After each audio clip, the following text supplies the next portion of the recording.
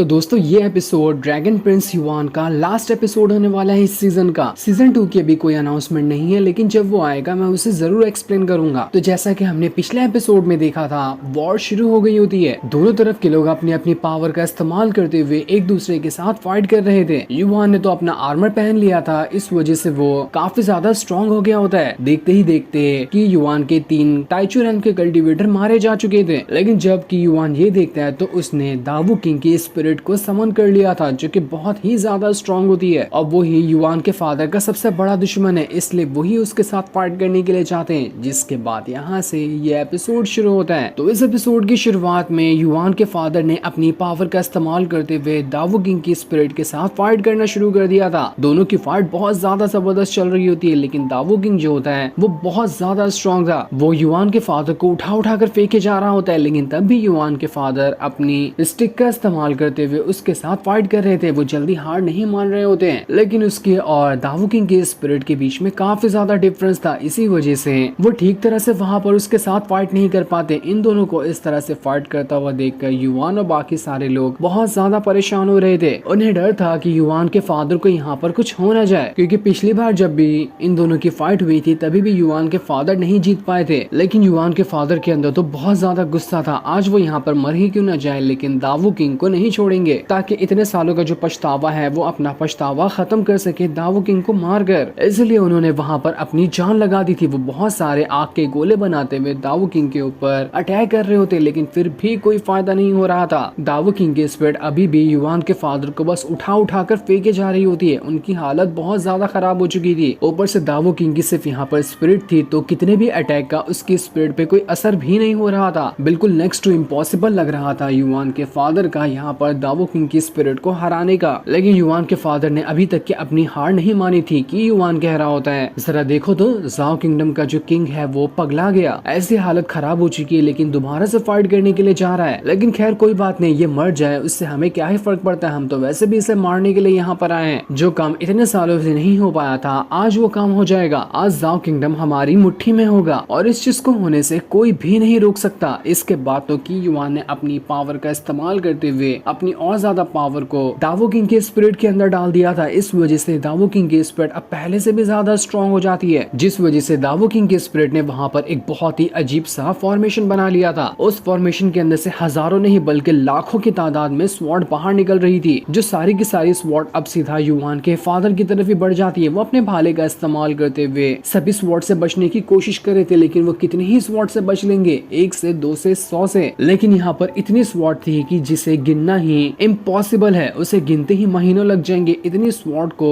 दावू king की spirit ने वहां पर युवान के फादर की तरफ भेज दिया था। जितना उनसे हो सकता है वो उतनी स्वॉर्ड के साथ फाइट करते हैं, लेकिन फिर भी अनगिनत स्वॉर्ड उनकी बॉडी से होकर आर पार हो चुकी थी और कई सारी स्वॉर्ड तो वहां पर अभी भी युवान के फादर के बॉडी के ऊपर ही घुसी हुई होती है। इस वजह से तो उनकी पूरी तरह से हालत खराब हो चुकी थी। ऐसा लग रहा था कि वो मर गए हैं, क्योंकि वो वहां पर अब हिल भी नहीं रहे होते हैं। युवान जैसे ये चीज देखता है उसके पैर लड़खड़ा जाते हैं, उसे चक्कर आने लग गए थे कि नहीं नहीं, मेरे फादर के साथ ऐसा नहीं हो सकता। फादर आप नहीं मर सकते, आपको उठना होगा, आपको मेरे लिए उठना होगा, आपको पूरे जाओ किंगडम के लिए उठना होगा, आप हमें ऐसे अकेला छोड़कर नहीं जा सकते। वो वहां पर अपनी पावर का इस्तेमाल करते हुए दावू किंग की स्पिरिट के साथ फाइट करने के लिए जा रहा होता है, लेकिन जैसे वो अपने आर्मर को एक्टिवेट करने वाला था उसकी हालत बहुत ज्यादा खराब हो जाती है, क्योंकि वैसे ही ताइचुरन के कल्टीवेटर को मारने में अपनी सोल पावर को बहुत ही ज्यादा कम युवान ने कर लिया था, और इसलिए अभी तो वो अपनी सोल पावर को दोबारा एक्टिवेट ही नहीं कर सकता। तो आर्मर को कैसे पहनेगा? यायो कहती है, नहीं युवान क्या कर रहे हो तुम? तुम्हें पता है ना तुम्हारे फादर ने क्या कहा था कि कुछ भी गड़बड़ हो तो तुम्हें यहाँ से चले जाना है। तुम अभी अपनी सोल पावर का इस्तेमाल नहीं कर सकते, वरना तुम ना ही दावू किंग की स्पिरिट को ना ही की युवान को, दोनों को हराने से पहले खुद ही अपने आप को मार दोगे। इस चीज को सुनकर युवान जो होता है जनरल वी से कहता है, जनरल वी देखो यहाँ पर मैं मर क्यों ना जाऊँ, लेकिन तब भी मैं जाऊंगा इन लोगों से फाइट करने के लिए। मैं बस आपसे इतना कहना चाहता हूँ कि अगर यहाँ पर कुछ हुआ ना तो प्लीज मेरे जाओ किंगडम को संभाल लेना। मेरी माँ, मेरे दोस्त और मेरा जाओ किंगडम मैंने आपके हवाले छोड़ दिया। इतना कहकर युवान की आंखों से बहुत ही ज्यादा आंसू निकल रहे थे। वो यहाँ पर इतनी कम सोल पावर लेकर भी सभी से लड़ने के लिए जा रहा था, लेकिन जैसे वो वहाँ पर जाने वाला होता है युवान को उसके फादर की आवाज सुनाई देती है, जो कि अभी तक के जिंदा थे।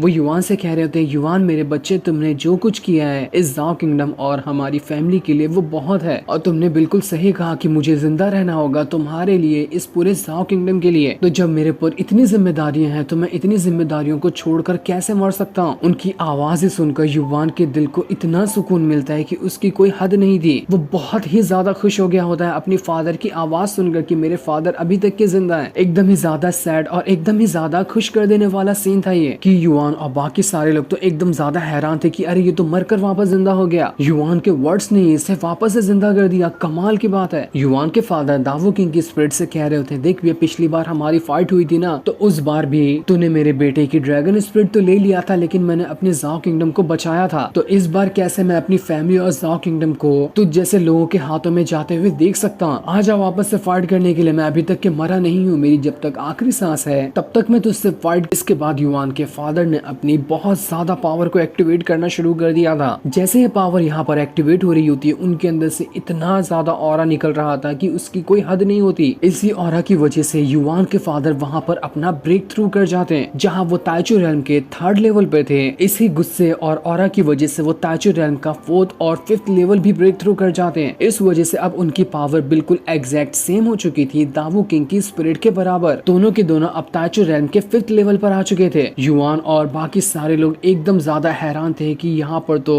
किंग ने अपना ब्रेक थ्रू कर लिया। कमाल की बात है। किंग के पास जो अब गुस्सा है ना, उस गुस्से की कोई हद नहीं। वही गुस्से ने उन्हें यहाँ पर ब्रेक थ्रू करवाने में मदद की है। अब नहीं लगता कि यहाँ पर दावो किंग की स्पिरिट या फिर की युवान कोई भी उनके सामने टिक पाएगा। एकदम भौकाल मचा देने वाला ये सीन होता है। उसके बाद युवान के फादर पूरे गुस्से के साथ दावो किंग की स्पिरिट की तरफ बढ़ गए होते हैं और इस बार दोबारा से उन दोनों के बीच लड़ाई शुरू हो गई थी। लेकिन पिछली बार जहाँ दावो किंग का जो स्पिरिट है वो युवान के फादर के ऊपर अटैक कर रहा था, लेकिन इस बार युवान के फादर इतना बुरा अटैक कर रहे होते इसके ऊपर कि उसकी हालत खराब होने लग गई थी। बहुत ही बुरी तरीके से युवान के फादर ने उस स्पिरिट को मारा होता है। वो स्पिरिट अब युवान के फादर के ऊपर एक भी अटैक नहीं कर पा रही थी और उसके सारे के सारे अटैक को डिस्ट्रॉय करते हुए युवान के फादर ने उस स्पिरिट को बहुत गंदे तरीके से मारा था। यहाँ तक कि उस स्पिरिट का एक हाथ भी काट देते हैं वो, जैसा कि दावो किंग ने यहाँ पर उनका हाथ काटा था। इस वजह से तो दावो किंग की स्पिरिट वहाँ पर गायब भी हो जाती है। ये देखकर तो की युवान और बाकी सारे लोग समझ चुके थे कि नहीं भाई, हमारा तो खेल खत्म, जान प्यारी है तो यहाँ से भाग लो, वरना ये युवान का फादर हमें बहुत बुरी तरीके से मारेगा। इसलिए वो लोग वहाँ से भागना शुरू कर देते हैं। लेकिन युवान के फादर कहते, क्या हुआ, अब बचकर यहाँ से भागना चाहते हो? लेकिन नहीं, मैंने कहा था ना यहाँ से जाएगी तो सिर्फ तुम्हारी लाश जाएगी, तो तुम लोग जिंदा कैसे जा सकते हो? इसके बाद तो युवान के फादर ने 3 ताइचू रेल्म के कल्टीवेटर और की युवान चारों के ऊपर हमला करना शुरू कर दिया था। वो अकेले चारों को मार रहे थे। 4 लोगों की फटकर 4 हो चुकी थी, तो वो लोग तो बस यहाँ पर अपनी जान बचाने की कोशिश कर रहे थे। लेकिन युवान के फादर ने उन चारों में से किसी को नहीं छोड़ा था। सबसे पहले वो तीनों ताइचू रेल्म के कल्टीवेटर को मारते हैं और अपनी ड्रैगन स्पिरिट को बाहर निकालते हुए की युवान का भी खेल खत्म कर देते हैं। इस वजह से सारे दुश्मन वहाँ पर अब खत्म हो चुके थे और जाओ किंगडम जीत जाता है। यहाँ पर इस जीत को देखकर युवान खुश तो होता है, लेकिन सोल पावर कम होने की वजह से वो वहीं पर बेहोश हो जाता है। अब कुछ दिनों बाद याओ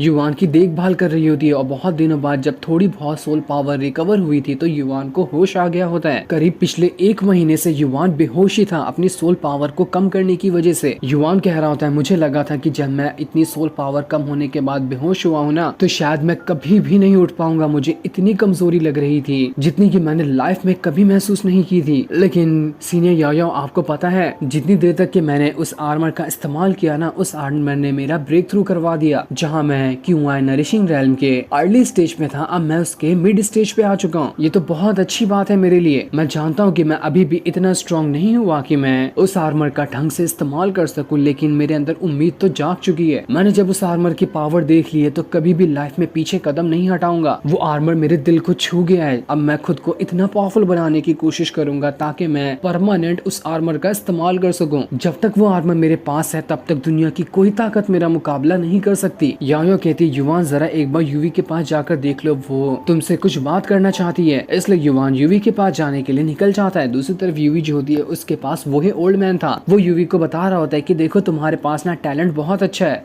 इसलिए मैं तुम्हें अपना डिसाइपल बनाना चाहता हूँ। मैं तुम्हें यहाँ से अपने सेक्ट में ले जाऊंगा और वहाँ पर तुम्हें और अच्छे से ट्रेनिंग दूंगा। लेकिन यूवी वहाँ जाने के लिए तैयार नहीं होती क्योंकि युवान वहाँ पर नहीं जाएगा और जहाँ पर युवान जाएगा यूवी वहीं पर जाएगी। वो उसका साथ कभी नहीं छोड़ सकती। तभी वहाँ पर युवान भी आ जाता है। उसे देखकर ओल्ड मैन युवान से कह रहा था, अरे तुम तो बिल्कुल ओरिजिनल ओनर लगते हो ड्रैगन स्पिरिट के, लेकिन तुम्हारी ड्रैगन स्पिरिट कहाँ चली गई? मैं तो सोच रहा था कि तुम्हें भी अपना डिसाइपल बना लो, लेकिन जहाँ तक कि मैं देख पा रहा हूँ ना कि तुम्हारी किस्मत पहले से ही डिसाइड कर दी गई है, इसलिए मैं तुम्हें अपना डिसाइपल भी बना लूं तब भी मैं तुम्हारी उतनी ज्यादा कुछ मदद नहीं कर पाऊंगा। इसलिए जिस रास्ते पे तुम हो वही रास्ता तुम्हें बहुत आगे ले जाएगा। मैं इस लड़की को अपने साथ लेना चाहता था ताकि मैं इसे इसकी कल्टीवेशन पावर बढ़ाने में मदद कर सकूं। इस लड़की के पास टैलेंट बहुत अच्छा है, ये मेरे साथ रहेगी तो मैं इसे बहुत ज्यादा स्ट्रॉन्ग बना सकता हूँ। युवान यूवी से कहता है देखो ये ओल्ड मैन कितना अच्छे से तुम्हें कह रहे हैं तो तुम जा क्यों नहीं रही हो, तुम्हें जाना चाहिए, वो तुम्हें और अच्छे से ट्रेनिंग वगैरह देंगे। लेकिन यूवी कहती है मैं कहीं नहीं जाऊंगी, जहाँ तुम जाओगे मैं वहीं पर जाने वाली हूँ। लेकिन युवान कहता है नहीं यार ऐसा नहीं होता, देखो मैं भी इस महल में अब नहीं रुकूंगा, मैं भी जा रहा हूँ अपने अलग सफर पे, मुझे खुद की पावर बढ़ानी है, तो इस हिसाब से तुम भी अपनी पावर बढ़ाने के लिए चले जाना, मैं वादा करता हूँ कि हम दोबारा भी मिलेंगे। तुम यही सोच के घबरा रही होगी कि एक बार हम दोनों अलग हो गए तो दोबारा कभी नहीं मिलेंगे, तो ऐसा नहीं है, मैं जरूर आऊंगा तुमसे मिलने के लिए, चाहे दुनिया के किस भी कोने में तुम क्यों ना हो। ये सुनकर यूवी एकदम ज्यादा खुश हो जाती है और फट से युवान के गले लगा लेती है। वो युवान को बिल्कुल भी नहीं छोड़ना चाहती थी, लेकिन फिर भी युवान के इतने ज्यादा समझाने पर वो यहाँ पर ओल्ड मैन के साथ जाने के लिए मान गई होती है। इस चीज को देखकर युवान भी बहुत ज्यादा खुश हो जाता है कि चलो आखिरकार यूवी मान गई, ये उसके लिए ही अच्छा था कि ओल्ड मैन उसे अच्छी ट्रेनिंग देंगे। ओल्ड मैन युवान से वहाँ पर कह रहे होते देखो यहाँ पर मैं तुम्हारी कल्टीवेशन पावर वगैरह बढ़ाने और ट्रेनिंग देने में तो मदद नहीं कर सकता, लेकिन मैं तुम्हें एक छोटी सी चीज बताना चाहता हूँ, उम्मीद है कि आगे चलकर ना वो तुम्हारे काम आएगी। तो देखो आज से कुछ 100 साल पहले ना यहाँ से दूर एक जगह है, वहाँ पर एक सेंट हेवन से आकर गिरे थे। अगर तुम्हें नहीं पता कि सेंट क्या होते हैं तो वो बहुत ही ज्यादा पावरफुल कल्टीवेटर होते हैं, और जहाँ पर वो सेंट गिरे थे ना वहाँ पर अब एक बहुत ही बड़ा और पावरफुल सेक्ट बना दिया गया है जो कि एक होली प्लेस बन चुकी है। उस सेंट से जुड़ी हुई काफी सारी चीजें वहाँ पर मौजूद है, जिसे लेने के लिए दुनिया की हर ताकत पीछे पड़ी हुई है। वहाँ पर कंपटीशन होता है, जो भी कंपटीशन जीतता है उसे ही वो चीज दी जाती है जो कि असल में उसे ओरिजिनल सेंट की थी। उन चीजों की पावर का तुम अंदाजा भी नहीं लगा सकते कि वो चीजें कितनी ज्यादा स्ट्रॉन्ग होती है। तुम्हारे पास अभी भी ओरिजिनल ड्रैगन स्पिरिट वाली बॉडी है, तुम बिल्कुल एक ओरिजिनल ओनर हो ड्रैगन स्पिरिट के, भले से तुम्हारे अंदर उससे उसे छीन क्यों न लिया गया हो, लेकिन तब भी अगर तुम अपनी पावर का इस्तेमाल करते हुए उस कंपटीशन के अंदर हिस्सा लो तो हो सकता है कि तुम उसे जीतो और सेंट की जो चीजें हैं पावरफुल वाली वो तुम्हें मिल जाए। वो जो सेक्ट है ना इस पूरे के पूरे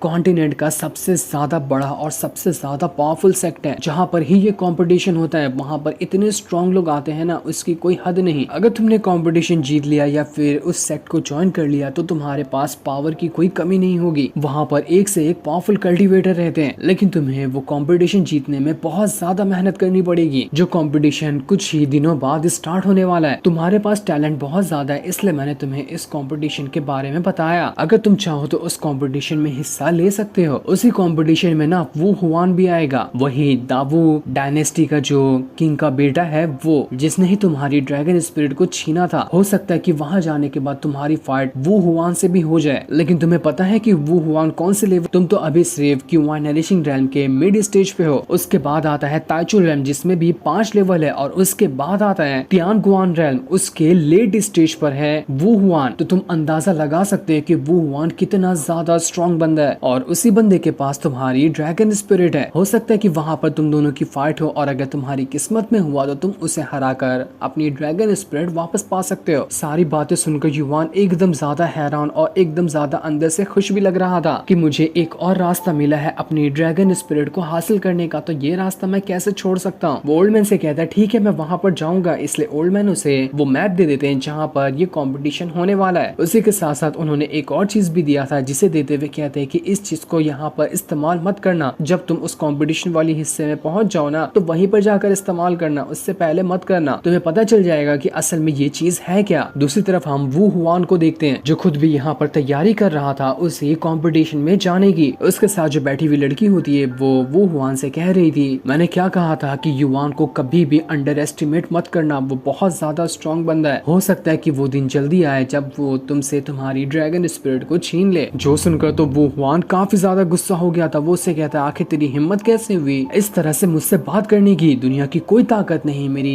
ड्रैगन स्पिरिट को मुझसे छीन सके, जो चीज मेरी हो गई वो मेरी ही है। जिसपे वो लड़की कहती मैं तो बस तुम्हें वार्निंग दे रही थी, आगे का काम संभालना तो वो तुम्हारी जिम्मेदारी है, कंपटीशन की तैयारी करो वरना हो सकता है कि कंपटीशन में युवान तुम्हें ही हरा दे। और इतना कहने के बाद वो लड़की वहाँ से चली जाती है। दूसरी तरफ हम युवान को देखते हैं जो याओ के साथ घोड़े पे सवार होकर उसी कंपटीशन के लिए निकल चुका था। उसे जाते हुए युवान के फादर और उसकी मदर देख रहे होते हैं जिनकी आंखों में आंसू थे कि अब न जाने कब उन्हें उनके बेटे को वापस देखने मिलेगा। युवान के फादर कह रहे थे जा मेरे बच्चे, अपने नए सफर पे चले जा। मुझे पूरी उम्मीद है कि तू जिस भी सफर में जाएगा तुझे कामयाबी जरूर मिलेगी। ये हम दोनों की दुआएं हमेशा तेरे साथ है। और इतना कहने के बाद युवान यायो के साथ वहाँ से निकल जाता है। जो सीन दिखाते ही ड्रैगन प्रिंस युवान का सीजन 1 यहीं पर एंड हो जाता है। Thanks for watching.